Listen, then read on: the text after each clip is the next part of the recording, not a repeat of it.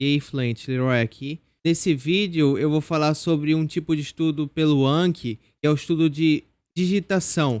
Quando eu aprendi o inglês, eu tentei usar esse método de digitar no Anki. Então, para aqueles que não saibam como que funciona esse método, é o seguinte: vamos dizer que eu quero aprender alemão, aí eu coloco lá a palavra Sie, né? S-I-E, né? Sie. Então, vamos dizer que eu coloque lá no Anki e faço o Anki pedir para eu digitar o que a palavra Sie significa, certo? Mas acontece o seguinte, a palavra Sie tem vários significados no alemão. Então, a palavra Sie tem, por exemplo, o significado ela, também pode significar no plural elas, pode significar você, mas de uma forma formal de dizer. Eu fazia isso no aprendizado do inglês, mas eu vi que não dava muito certo. E nesse áudio eu explico por que não dá certo, né? Então confira aí o áudio aí. Se tiver uma palavra em inglês, por exemplo, thrust, aí significa empurrar, né? Aí faz de conta que eu escrevi a frase em cima, aí eu tenho que adivinhar o que thrust significa, tem que colocar para português essa palavra. Eu tenho que digitar a palavra empurrar, né? Mas aí acontece o seguinte, e se eu não escrever empurrar, eu escrevo assim, afastar, certo? Eu escrevo afastar. Aí ele vai falar assim, opa, tá errado, porque na verdade você deveria escrever empurrar. Mas tipo, essas palavras são sinônimos, certo? Dependendo do contexto, você pode trocar elas entre si. Então por isso que eu não acho bom, porque você pode fazer erros, você pode estar sabotando a si mesmo. E outra questão também é que você está forçando a pensar no seu cérebro que a palavra correspondente no idioma estrangeiro significa a palavra em português. Por exemplo, eu citei com o inglês, né? Você está forçando que thrust significa empurrar, mas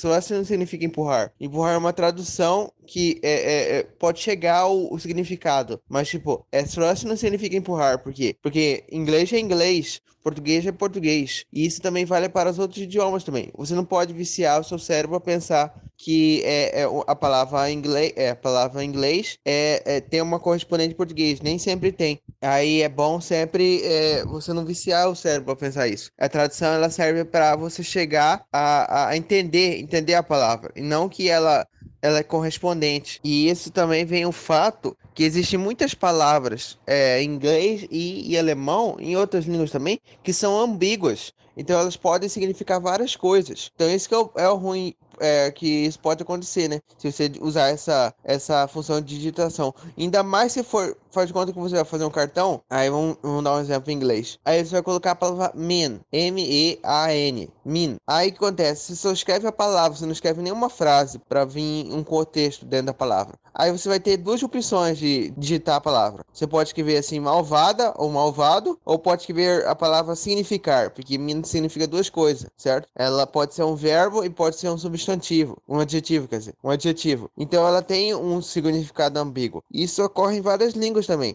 E isso que é ruim de você tentar digitar, colocar a frase na língua que você quer aprender, por exemplo, alemão, e quer digitar em português para você adivinhar e ter que digitar no teclado. Você está forçando o seu cérebro a pensar que aquela palavra em alemão corresponde a uma palavra em português, mas não é assim, tá entendendo? A tradução é só uma ferramenta para você entender o que a palavra significa, e não que aquela palavra é correspondente aqui, entendeu? Cada língua é separada, cada língua é diferente. Alemão é alemão, português é português, inglês é inglês, entendeu? Não pode misturar, não, entendeu? A tradução é apenas uma ferramenta, entendeu? Porque não é sempre que uma palavra em alemão vai significar a mesma palavra em português, entendeu? Vai corresponder. Como eu citei, existem palavras que têm ambiguidade, pô. Muda também, contexto, através do contexto muda a palavra. Então, para resumir aqui, não aconselho que você use essa função de digitação do Anki, pois ela está te forçando de uma maneira errada. Isso não é uma forma